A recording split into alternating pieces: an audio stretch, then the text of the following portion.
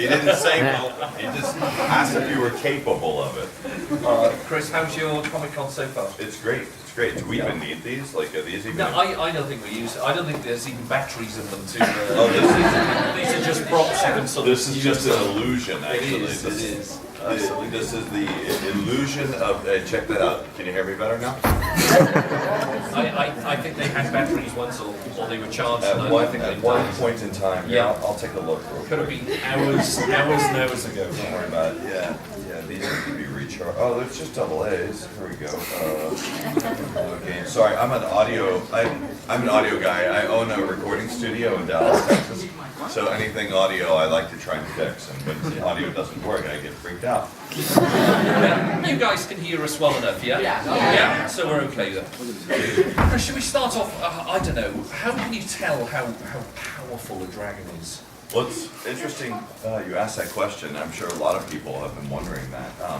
You always can tell how strong a dragon is by the size of his balls.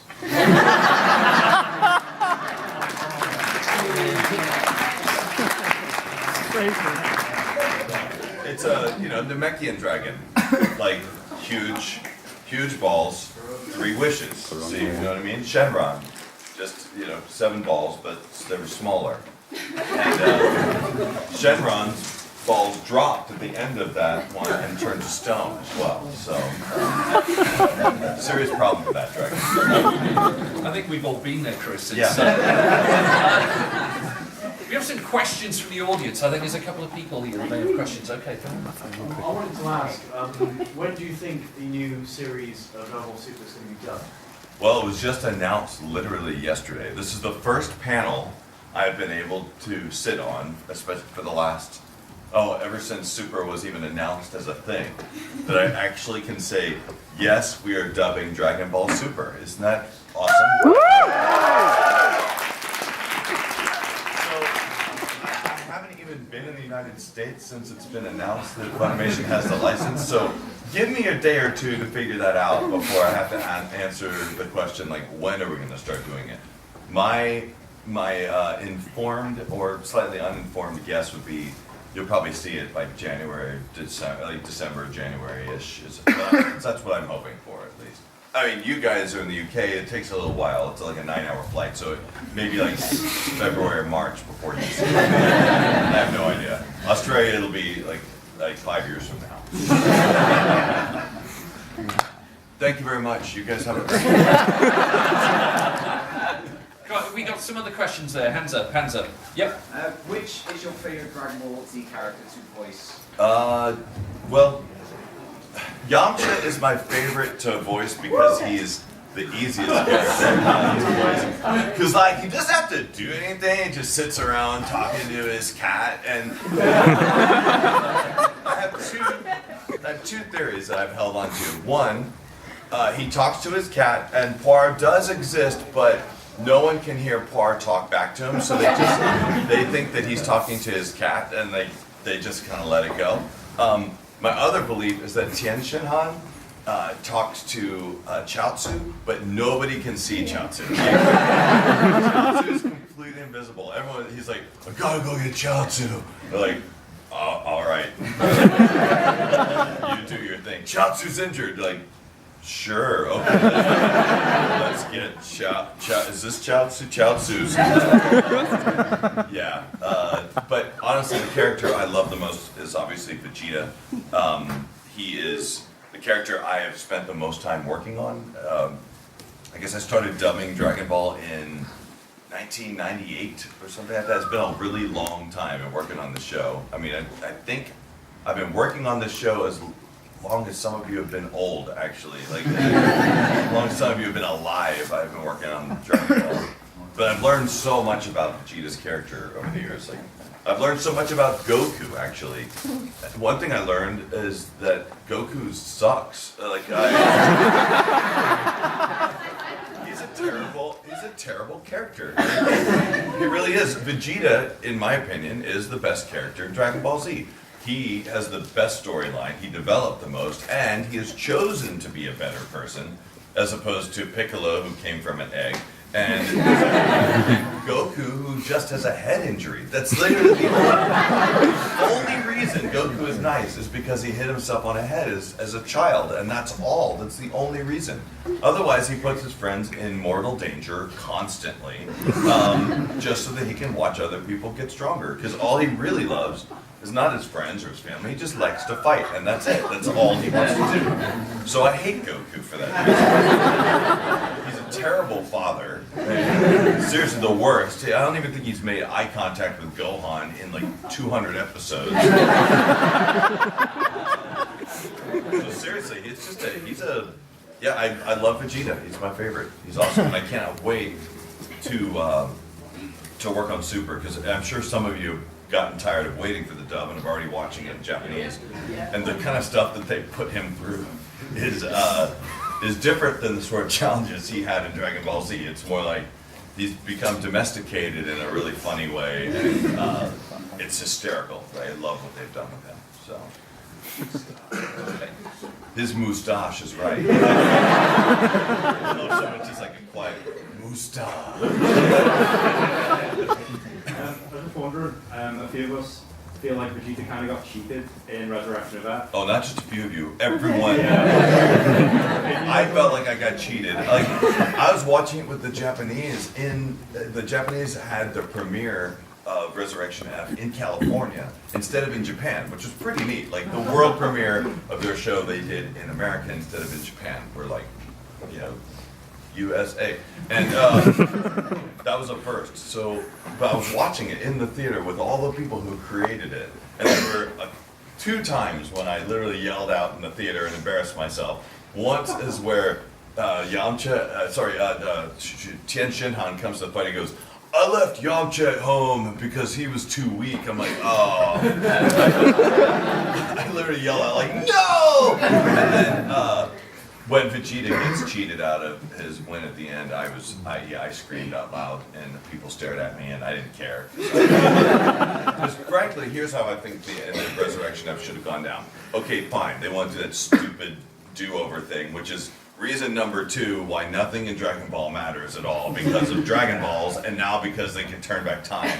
So nothing has any consequence. Like, as a side note, I've always imagined a spin-off series from Dragon Ball, which is Gohan as an elderly person, wishing Pan, his wife and daughter, back to life again and again and again. Everyone's like, just let it go, let it go. He's like, but I'm Dragon Balls, I can always bring them back. But I thought that what should have happened at the end of Resurrection F, they did their stupid temporal do-over thing, Goku got to defeat Frieza, whatever, and then when Vegeta comes back and they start it again and Goku's about to kill him, Vegeta's like, wait, so you just killed Vegeta, you just killed Frieza, because I was about to do that. They go, yeah, I did, but like Frieza blew up the planet. He goes, fine, then turn it back again. So I think they should have another temporal do-over so Vegeta could have, and he goes, well, we only have 2 minutes, like you're only going to have the end of Frieza's sentence. It's like, fine, I don't care. Send me back in time, he charges it up, boom, he wins. So that's what happens in my head. That's an idea to Team 4-Star. They can probably make it happen. Yeah, I actually know the Team 4-Star guys pretty well. They live in Dallas, and they are awesome. I love them. They are really, really cool guys. Funny as hell. I love them to death. Vegeta moment. I like when Vegeta hits Goku on the back of the neck and knocks him out when he's in the Majin Vegeta state. I love that. I like when he sacrifices himself to save his family, which is awesome. I love it when he actually shows any sort of genuine emotion toward Bulma, which he did in Battle of Gods. The My Bulma thing was brilliant. And there are a couple of scenes in Super that are really funny that you guys will get to as well, where he's like freaking out and it's hysterical. I love it. And when he has a moustache. What's your favorite fusion out of Gogeta or Vegeta? The only fusion I ever liked was when they were making mistake fusions. When they had like, when they just turned into kind of the fat version of Fatku or whatever they call him. I also liked Tiancha in one of the video games. They had Tien and Yamcha fused together. And I would love to see a fusion between like Mr. Popo and Shiaotsu together. It would be